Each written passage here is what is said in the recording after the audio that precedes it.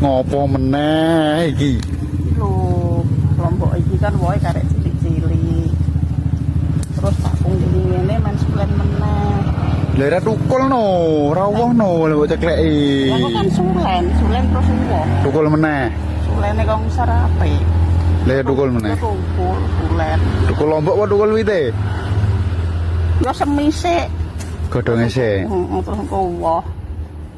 Wae kan karek cilik-cilik. Ki ilmune ra mok. Wite lombok. Lemu godhonge aku.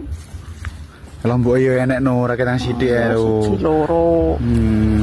Dene kan kok lomboke iso didene. Pedes ora lomboke? Ya pedes. Lomboke tak kowe rong metu pedes. Kenapa pedes sih? Ya iya. Kadang enek sing ra pedes kok. Iya, sing 6 ya ora pedes. Oh no.